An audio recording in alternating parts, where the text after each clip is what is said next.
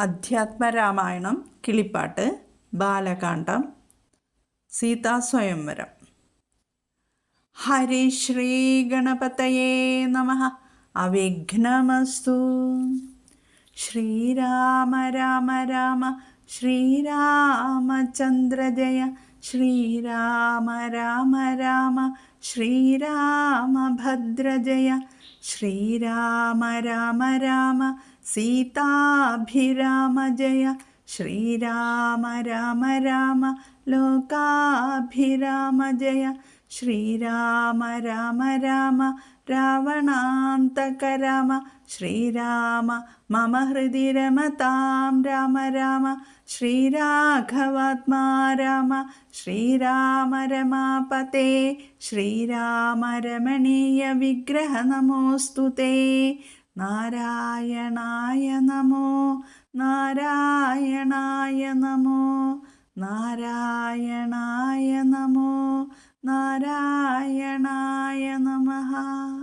ശ്രീരാമനാമം പാടി വന്ന പൈങ്കിളിപ്പെണ്ണേ, ശ്രീരാമചരിതം നീ ചൊല്ലിയിട്ടു മടിയാതെ. ശാരിക പൈതൽ താനും വന്ദിച്ചു വന്ദ്യന്മാരെ, ശ്രീരാമസ്മൃതിയോടെ പറഞ്ഞു തുടങ്ങിനാൾ. വിശ്വാമിത്രനും പരമാനന്ദം പ്രാപിച്ചപ്പോൾ വിശ്വനായകൻ തന്നോടി വണ്ണമരുൾ ചെയ്താൻ. ബാലകന്മാരെ പോക മിഥിലാപുരിക്കു നാം, കാലവും വൃഥാ കളഞ്ഞിടുകയരുതല്ലോ. യാഗവും മഹാദേവചാപവും കണ്ടു പിന്നെ വേഗമോട്ടയോധ്യയും പുക്കുതാതനെ കാണാം. ഇത്തരമരുൾ ചെയ്തു ഗംഗയും കടന്നവർ സത്വരം ചെന്നു മിഥിലാപുരമകം പുക്കു.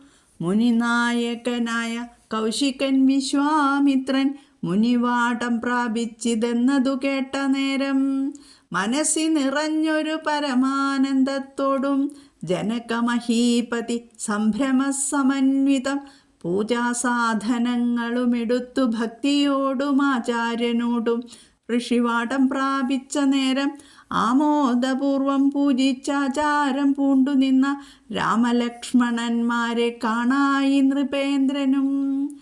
ചന്ദ്രസൂര്യന്മാരെന്ന പോലെ ഭൂപാലേശ്വരനന്ദനന്മാരെ കണ്ടു ചോദിച്ചു നൃപേന്ദ്രനും. കന്ദർപ്പൻ കണ്ടു വന്ദിച്ചിടിന ജഗദേക സുന്ദരന്മാരാമിവരാരെന്നു കേൾപ്പിക്കണം. നരനാരായണന്മാരാകിയ മൂർത്തികളോ നരവീരാകാരം കൈക്കൊണ്ടു കാണായതിപ്പോൾ. വിശ്വാമിത്രനും അതു കേട്ടരുൾ ചെയ്തിടിനാൻ. വിശ്വസിച്ചാലും മമ വാക്യം നീ നരപതേ. വീരനാം ദശരഥൻ തന്നെ പുത്രന്മാരിൽ ശ്രീരാമൻ ജ്യേഷ്ഠനിവൻ, ലക്ഷ്മണൻ മൂന്നാമവൻ. എന്നുടെ യാഗം രക്ഷിച്ചിടുവാൻ ഇവരെ ഞാൻ ചെന്നു കൂട്ടിക്കൊണ്ടുപോന്നിടിനേനിതു കാലം. കാടകം പുക്ക നേരം വന്നൊരു നിശാചരി താടക തന്നെയൊരു ബാണം കൊണ്ടെയ്തു കൊന്നാൻ. പേടിയും തീർന്നു സിദ്ധാശ്രമവും പുക്കു. യാഗമാടൽ കൂടാതെ രക്ഷിച്ചിടിനാൻ വഴി പോലെ. ശ്രീപാദാംബുജരജസ്പൃഷ്ടി കൊണ്ട ഹല്യതൻ പാപവും നശിപ്പിച്ചു പാവനയാക്കിയിടിനാൻ. പാരമേശ്വരമായ ചാപത്തെ കാൺമാനുള്ളിൽ പാരമാഗ്രഹമുണ്ടു, നീയതു കാട്ടിയിടണം. ഇത്തരം വിശ്വാമിത്രൻ തന്നെ വാക്യം കേട്ടു സത്വരം ജനകനും പൂജിച്ചു വഴി പോലെ. സൽക്കാരയോഗ്യന്മാരാം രാജപുത്രന്മാരെ കണ്ടുൾക്കുരുന്നിങ്കൽ പ്രീതി വർദ്ധിച്ച ജനകനും തന്നെ സജീവനെ വിളിച്ചു നിയോഗിച്ചു ചെന്നു നീ വരുത്തണം ഈശ്വരനുടെ ചാപം. എന്നതു കേട്ടു മന്ത്രിപ്രവരൻ നടകൊണ്ടാനന്നേരം ജനകനും കൗശികനോടു ചൊന്നാൻ. രാജനന്ദനായ ബാലകൻ രഘുവരൻ, രാജീവ വിലോചനൻ സുന്ദരൻ ദാശരഥി, വില്ലിതു കുലച്ചുടൻ വലിച്ചു മുറിച്ചിടിൽ വല്ലഭനിവൻ മമ നന്ദനയ്ക്കെന്നു നൂനം. എല്ലാം ഈശ്വരൻ എന്നേ ചൊല്ലാവതിനിക്കിപ്പോൾ വില്ലിഹ വരുത്തിയിടുകെന്നരുൾ ചെയ്തു മുനി. കിങ്കരന്മാരെ നിയോഗിച്ചിതു മഹീന്ദ്രനും ഹുങ്കാരത്തോടു വന്നു ചാപവാഹകന്മാരും സത്വരം 5000 കിങ്കരന്മാരും കൂടി മൃത്യുശാസന ചാപമെടുത്തു കൊണ്ടുവന്നാർ. ഘണ്ടാസഹസ്രമണി വസ്ത്രാദിവിഭൂഷിതം കണ്ടാലും ത്രയംബകമെന്നിതു മന്ത്രീന്ദ്രനും.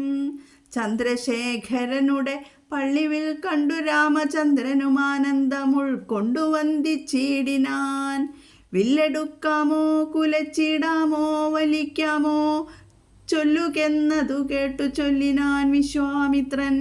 എല്ലാമാകുന്നതു ചെയ്താലും മടിക്കേണ്ട, കല്യാണമിതു മൂലം വന്നുകൂടിയിടുമല്ലോ. മന്ദഹാസവും പൂണ്ടു രാഘവനതു കേട്ടു മന്ദമന്ദം പോയി ചെന്നു നിന്നു കണ്ടിതു ചാപം. ജ്വലിച്ച തേജസ്സോടുമെടുത്തു വേഗത്തോടെ കുലച്ചു വലിച്ചുടൻ മുറിച്ചു ജിതശ്രമം.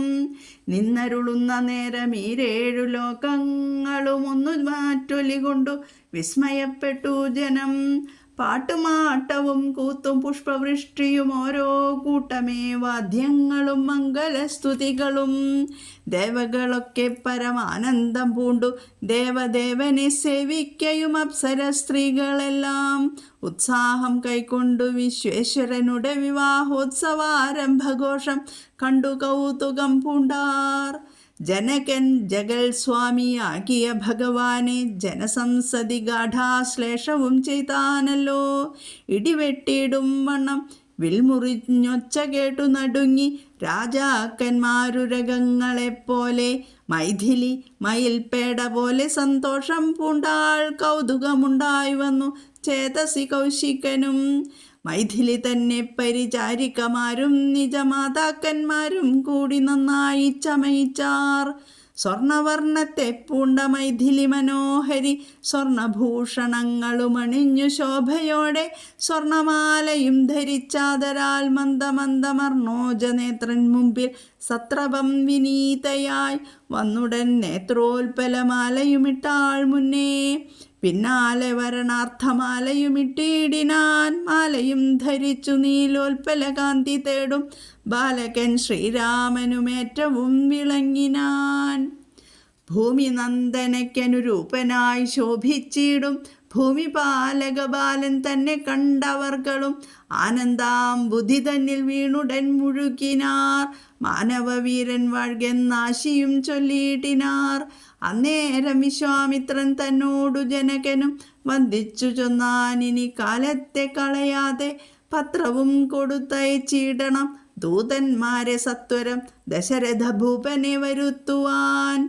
വിശ്വാമിത്രനും മിഥിലാധിപൻ താനും കൂടി വിശ്വാസം ദശരഥൻ തനിക്കു വരും വണ്ണം നിശേഷ വൃത്താന്തങ്ങൾ എഴുതി അയച്ചിതു. വിശ്രമത്തോടു നടകൊണ്ടിതു ദൂതന്മാരും.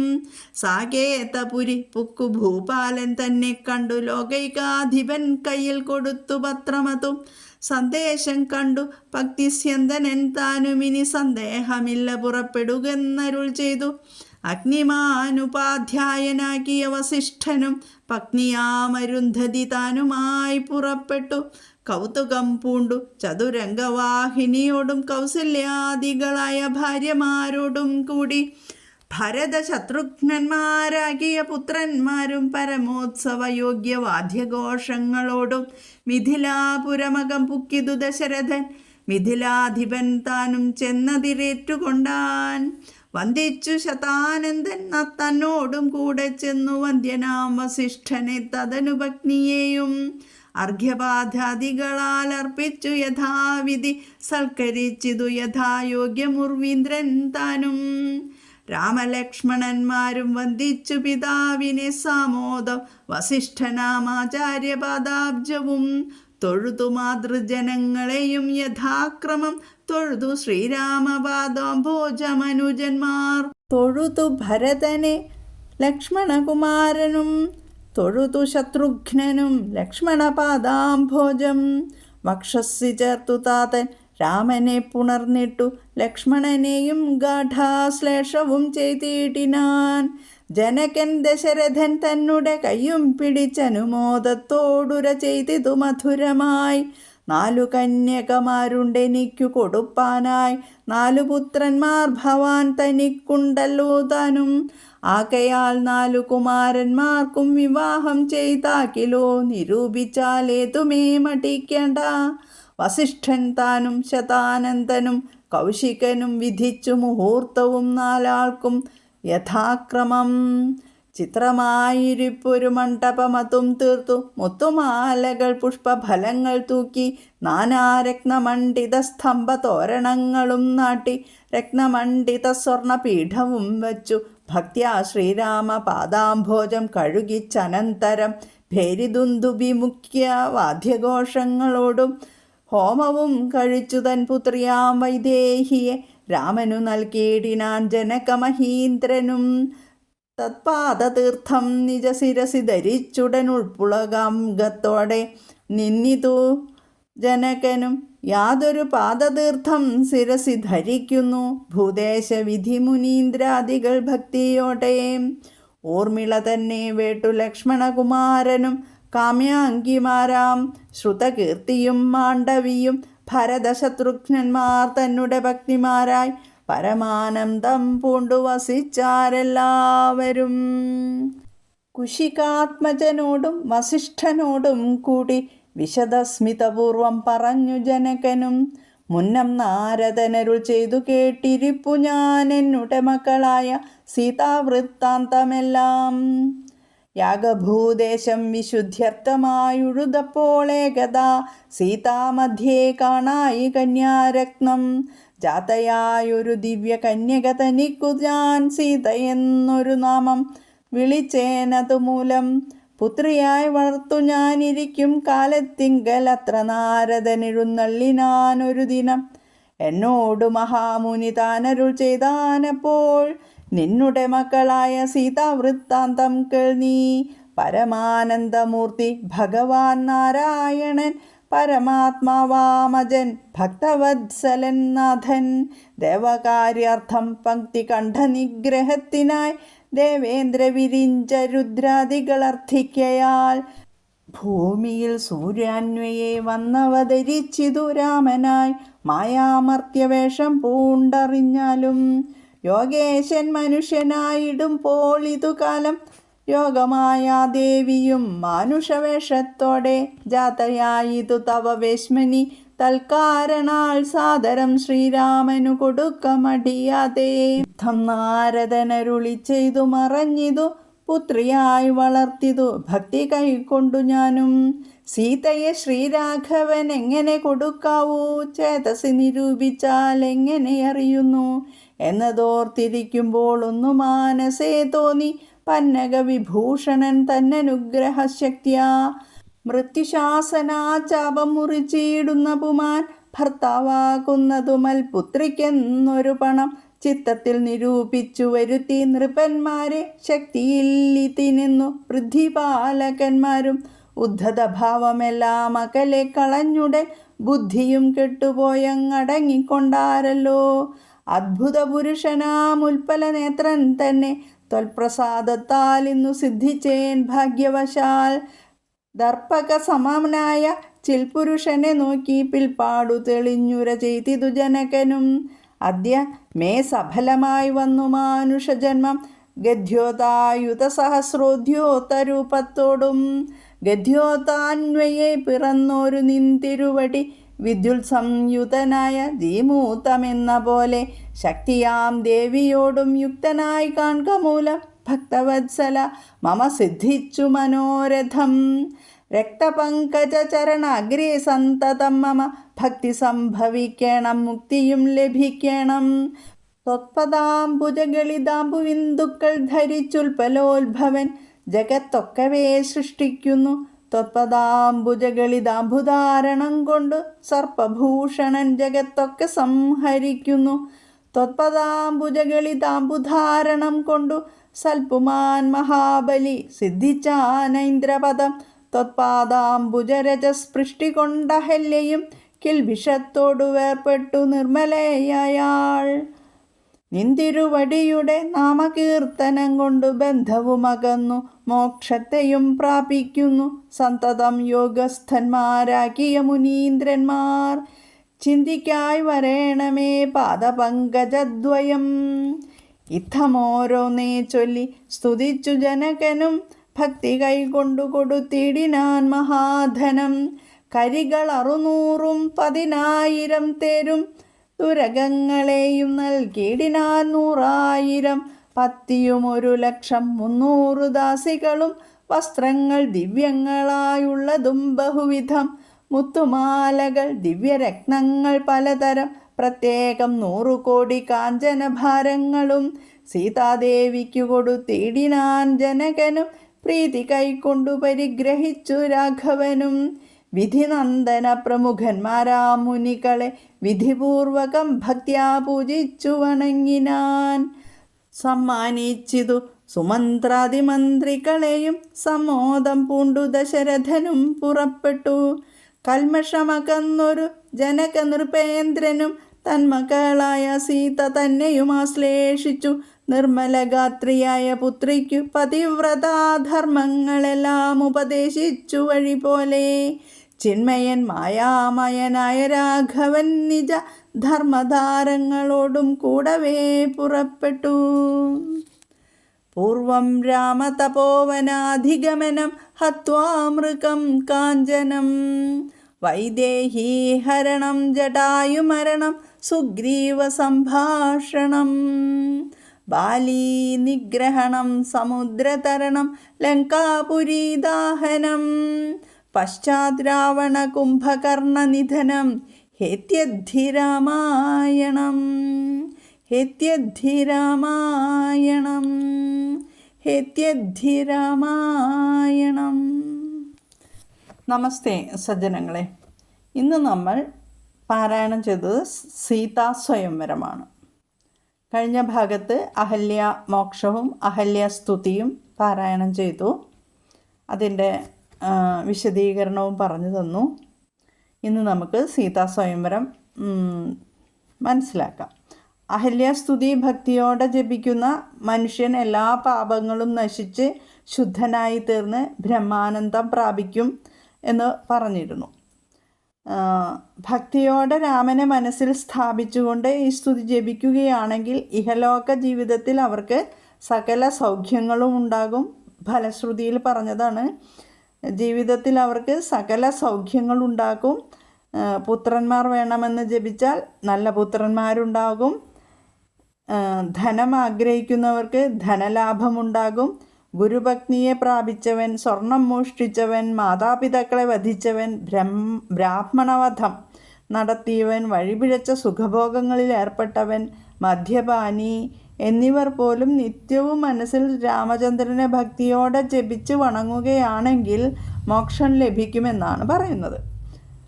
സദാചാരനിഷ്ഠനാണെങ്കിൽ ഉടൻ തന്നെ മോക്ഷം ലഭിക്കുമെന്ന് അതിൽ സന്ദേഹമില്ലെന്നും പറഞ്ഞു തന്നു. ഉടൻ തന്നെ മോക്ഷം ലഭിക്കുമെന്ന്. ഇനി നമുക്ക് സീതാ സ്വയംവരമാണ് മനസ്സിലാക്കേണ്ടത്. ഇതെല്ലാം കണ്ട് പരമാനന്ദം പൂണ്ട വിശ്വാമിത്രൻ സീതാലക്ഷ്മണന്മാരോട് പറഞ്ഞു, ബാലകന്മാരെ, നമുക്ക് സമയം പാഴാക്കാതെ മിഥിലാപുരിക്ക് പോകാം. യാഗവും മഹാദേവ ചാപവും കൂടി കണ്ടിട്ട് വേഗം അയോധ്യയിൽ പോയി പിതാവിനെ കാണാം. ഇങ്ങനെ പറഞ്ഞ് ഗംഗയും കടന്ന് അവർ മിഥിലാപുരിയിലെത്തി. മുനിനായകനായ വിശ്വാമിത്രൻ ആശ്രമ പ്രദേശത്തെത്തിയെന്ന് കേട്ട് പരമാനന്ദം പൂണ്ട ജനക മഹാരാജാവ് സംഭ്രമത്തോടെ പൂജാസാധനങ്ങളുമെടുത്ത് ഭക്തിയോടെ കുലഗുരുവിനെയും കൂട്ടി ആശ്രമ പ്രദേശത്തിലെത്തി മുനിയെ പൂജിച്ചു. ഈ സമയം ആചാരമര്യാദകൾ പാലിച്ച് ചന്ദ്രസൂര്യന്മാരെ പോലെ ശോഭിച്ചു നിൽക്കുന്ന ശ്രീരാമലക്ഷ്മണന്മാരെ കണ്ട് ജനകൻ ചോദിച്ചു, കാമദേവൻ പോലും വന്ദിക്കുന്ന ഈ സുന്ദരന്മാരാരാണ്? നരവീരാകാരം പൂണ്ട്, മനുഷ്യൻ്റെ വീരാകാരം പൂണ്ട് നിൽക്കുന്ന നരനാരായണന്മാരാണോ ഇവർ? ഇത് കേട്ട് വിശ്വാമിത്രൻ രാജാവിനോട് പറഞ്ഞു, രാജാവേ, എൻ്റെ വാക്കുകൾ വിശ്വസിച്ചാലും വീരനായ ദശരഥപുത്രന്മാരിൽ മൂത്തപുത്രനായ ഇവൻ ശ്രീരാമനും കൂടെയുള്ളത് മൂന്നാമത്തെ പുത്രനായ ലക്ഷ്മണനുമാണ്. എൻ്റെ യാഗരക്ഷയ്ക്ക് വേണ്ടിയാണ് ഞാനിവരെ കൂട്ടിക്കൊണ്ടുവന്നത്.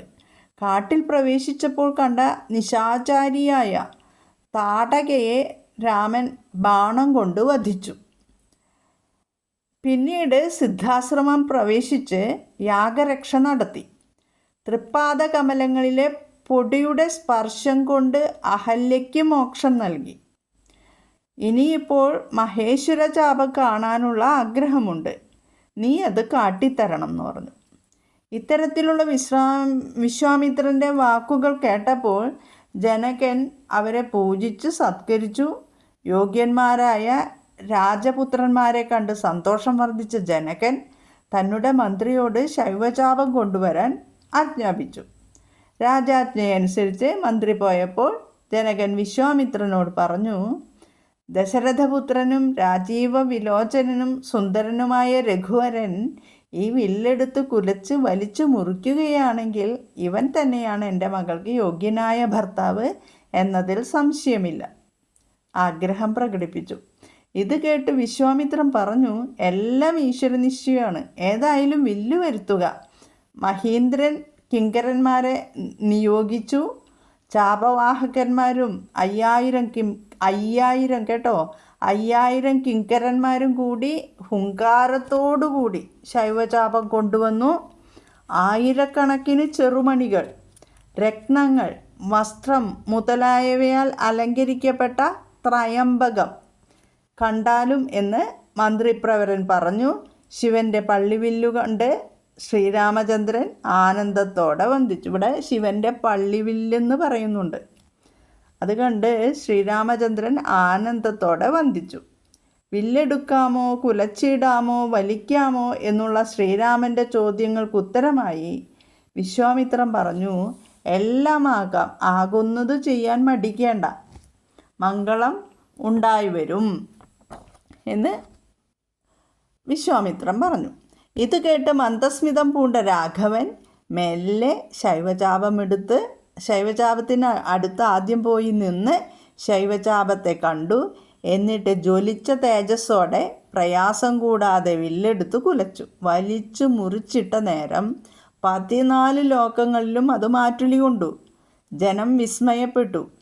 ദേവകളൊക്കെ പരമാനന്ദം പൂണ്ട് പാട്ടും ആട്ടവും കൂത്തും പുഷ്പവൃഷ്ടിയും മംഗലസ്തുതികളും നടത്തി. അപ്സരസുകൾ ഉത്സാഹത്തോടെ ലോകേശ്വരൻ്റെ വിവാഹോത്സവ ആരംഭഘോഷം കണ്ട് കൗതുകം പൂണ്ടു. ജനക മഹാരാജാവ് ജഗത്പതിയായ ശ്രീരാമനെ ജനങ്ങൾ നിറഞ്ഞ സഭയിൽ വെച്ച് ഗാഠാശ്ലേഷം ചെയ്തു. വില്ല് മുറിഞ്ഞപ്പോഴുണ്ടായ ഇടിവെട്ടുന്നത് പോലെയുള്ള ശബ്ദം കേട്ട് രാജാക്കന്മാർ ഉരകങ്ങളെപ്പോലെ നടുങ്ങി. ജാനകി മയിൽപ്പേടയെപ്പോലെ സന്തോഷിച്ചു. വിശ്വാമിത്രന് കൗതുകമുണ്ടായി. സീതാദേവിയെ അമ്മയും പരിചാരികമാരും കൂടി നന്നായി അണിയിച്ചൊരുക്കി. സ്വർണവർണ്ണത്തോടു കൂടിയ മനോഹരിയായ സീതാദേവി സ്വർണാഭരണങ്ങളും സ്വർണമാലയും അണിഞ്ഞ് ശോഭയോടെ ശ്രീരാമൻ്റെ മുന്നിൽ ലജ്ജയോടെ വിനീതയായി വന്നു നിന്ന് ആദ്യം തന്നെ കണ്ണുകളാകുന്ന കരിങ്കൂവളപ്പൂക്കൾ കൊണ്ടുള്ള മാല ചാർത്തി. അതിനു പിന്നാലെ വരണമാല്യവും ചാർത്തി. കരിങ്കൂവളമാലയും ധരിച്ച് മനോഹരനായി ശ്രീരാമൻ വിളങ്ങി. സീതാദേവിക്ക് അനുയോജ്യനായി ശോഭിച്ചിടുന്ന രാജകുമാരനെ കണ്ടവരെല്ലാം ആനന്ദസാഗരത്തിൽ ആറാടി. മാനവവീരൻ വാഴ്കയെന്ന് ആശീർവാദവും നൽകി. അന്നേരം വിശ്വാമിത്രനോട് ജനകൻ വന്ദിച്ചു പറഞ്ഞു, ഇനി സമയം കളയാതെ ദശരഥ മഹാരാജാവിനെ വരുത്താനായി ദൂതന്മാരുടെ പക്കൽ എഴുത്ത് കൊടുത്തയക്കണം. വിശ്വാമിത്രനും ജനകനും കൂടി ദശരഥന് വിശ്വാസം വരത്തക്ക വിധം എല്ലാ വൃത്താന്തങ്ങളും വിശദമായി എഴുതി ദൂതന്മാരുടെ കയ്യിൽ കൊടുത്തുവിട്ടു. സാകേതപുരിയിലെത്തിയ ദൂതന്മാർ എഴുത്ത് ദശരഥ മഹാരാജാവിനെ ഏൽപ്പിച്ചു. സന്ദേശം കണ്ട രാജാവ് സംശയമില്ല ഉടനെ പുറപ്പെടാമെന്ന് കൽപ്പിച്ചു. അഗ്നിഹോത്രിയോടും ഗുരുവായ വസിഷ്ഠനോടും അദ്ദേഹത്തിൻ്റെ ഭാര്യയായ അരുന്ധതിയോടും കൗസല്യാദികളായ പത്നിമാരോടും ഭരത ശത്രുഘ്നന്മാരായ പുത്രന്മാരോടും ചതുരംഗപ്പടയോടും വാദ്യഘോഷങ്ങളോടും കൂടി ദശരഥൻ മിഥിലാരാജ്യത്ത് എത്തിച്ചേർന്നു. ജനക മഹാരാജാവ് അവരെ എതിരേറ്റു. ജനകൻ രാജഗുരുവായ ശതാനന്ദനോടൊപ്പം ചെന്ന് പൂജ്യനായ വസിഷ്ഠനെയും അദ്ദേഹത്തിൻ്റെ പത്നിയെയും അർഘ്യപാദ്യാദികൾ കൊണ്ട് യഥാവധി സത്കരിച്ചു. ഈ ശതാനന്ദനെ അഹല്യയുടെ പുത്രനായിട്ട് പറഞ്ഞിട്ടുണ്ട് കഴിഞ്ഞ ഭാഗത്ത്. രാമലക്ഷ്മണന്മാർ പിതാവിനെയും വസിഷ്ഠമുനിയെയും മാതൃജനങ്ങളെയും യഥാക്രമം വന്ദിച്ചു. അനുജന്മാർ ശ്രീരാമ പാദങ്ങളിൽ പ്രണമിച്ചു. ഭരതനെ ലക്ഷ്മണകുമാരനും ലക്ഷ്മണനെ ശത്രുഘ്നനും വന്ദിച്ചു. ഇവിടെ സഹോദരങ്ങളുടെ സ്നേഹം നമുക്ക് ബഹുമാനമൊക്കെ മനസ്സിലാക്കാനുള്ളതാണ് ഇങ്ങനെ പറയുന്നത്. പിന്നെ ദശരഥൻ ശ്രീരാമനെ മാറോട് ചേർത്ത് പുണർന്നിട്ട് ലക്ഷ്മണനെയും ഗാഠാശ്ലേഷം ചെയ്തു. ജനകൻ ദശരഥൻ്റെ കൈക്ക് പിടിച്ചുകൊണ്ട് അനുമോദത്തോടെ മധുരമായി പറഞ്ഞു, എനിക്ക് 4 പുത്രന്മാരുണ്ട്. പുത്രിമാരുണ്ട്. ഭവാന് 4 പുത്രന്മാരുണ്ടല്ലോ. അതിനാൽ 4 കുമാരന്മാരുടെയും വിവാഹം നടത്താം, ഒട്ടും മടിക്കണ്ടെന്ന് പറഞ്ഞു. വസിഷ്ഠനും ശതാനന്ദനും വിശ്വാമിത്രനും കൂടി വിവാഹങ്ങൾക്കുള്ള മുഹൂർത്തം കുറിച്ചു. മനോഹരമായ വിവാഹമണ്ഡപം പണിതീർത്തു. മുത്തുമാലകളും പുഷ്പഫലങ്ങളും തൂക്കി രത്നമണ്ഡിത സ്തംഭങ്ങളും തോരണങ്ങളും നാട്ടി. രത്നം കൊണ്ട് അലങ്കരിച്ച സ്വർണപീഠം വച്ച് ശ്രീരാമപാദങ്ങൾ കഴുകിയിട്ട് പെരുമ്പറ തുടങ്ങിയ വാദ്യഘോഷങ്ങളോടെ ഹോമം നടത്തി തൻ്റെ പുത്രിയായ വൈദേഹിയെ ജനക മഹാരാജാവ് രാമദേവന് നൽകി. ബ്രഹ്മാവ്, മഹേശ്വരന്മാർ, മറ്റു മുനിശ്രേഷ്ഠന്മാർ എന്നിവർ ഭക്തിയോടെ ശിരസിൽ ധരിക്കുന്ന ശ്രീരാമപാദ തീർത്ഥം തൻ്റെ ശിരസിൽ ധരിച്ച് ജനക മഹാരാജാവ് ആനന്ദപുളകിതനായി നിന്നു.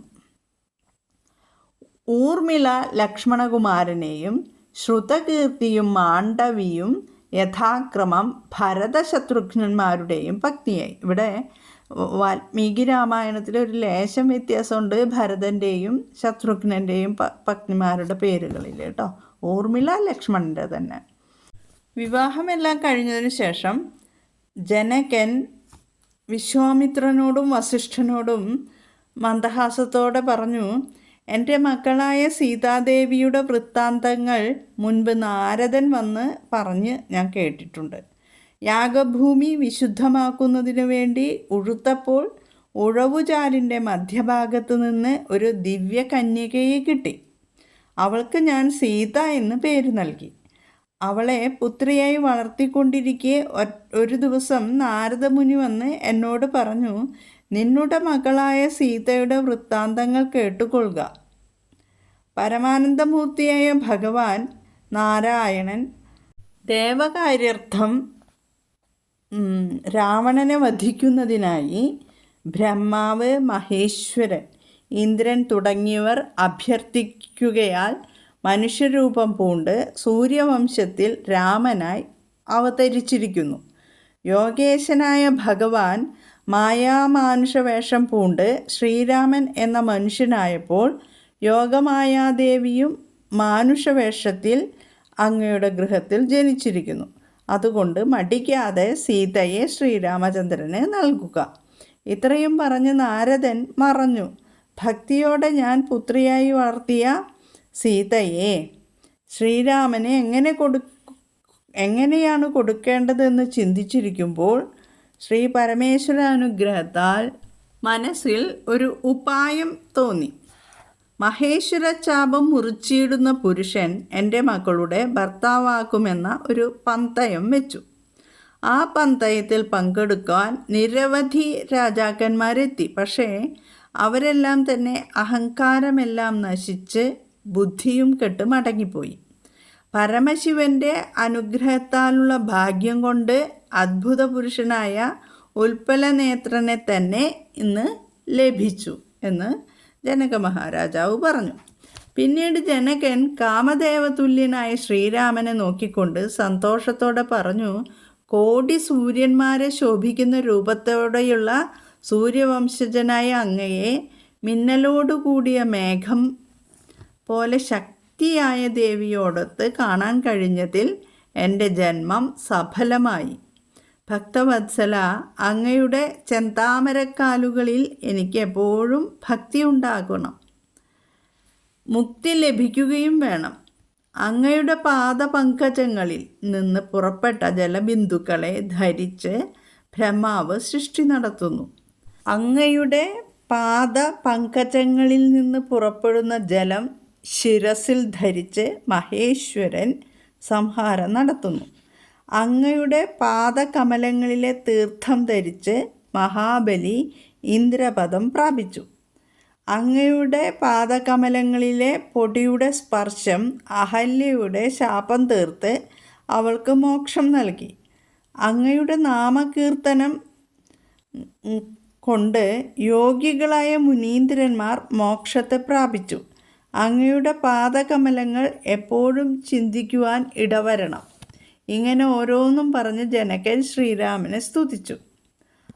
600 ആനകൾ, 10,000 തേര്, 1,00,000 കുതിരകൾ, 1,00,000 കാളാൾപ്പട, 3 ദാസികൾ, ബഹുവിധത്തിലുള്ള ദിവ്യമായ വസ്ത്രങ്ങൾ, മുത്തുമാലകൾ, പലതരം ദിവ്യരത്നങ്ങൾ, 100 കോടി കാഞ്ചന ഭാരങ്ങൾ തുടങ്ങിയ ധനങ്ങൾ സീതാദേവിക്ക് ജനകൻ നൽകി.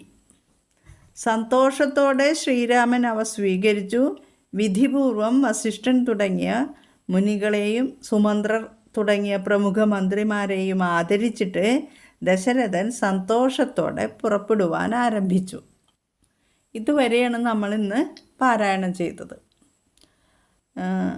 പാരായണവും ഗദ്യവും കൂടി പോകുമ്പോൾ കുറേ അധികം സമയമാകുന്നു. അതുകൊണ്ട് ഗദ്യം നമുക്ക് വേറെ തൊട്ട് ദിവസം തന്നെ പറഞ്ഞു തരാമെന്ന് വിചാരിക്കുന്നു കേട്ടോ. അതൊന്ന് ഗ്രൂപ്പിലിടണം. ഇങ്ങനെ തന്നെ കുറേ നേരം എടുത്താലും കുഴപ്പമുണ്ടോ, അല്ലെങ്കിൽ ചെറുതായിട്ട് പറഞ്ഞ് പോയാൽ മതിയൊന്ന് കേട്ടോ.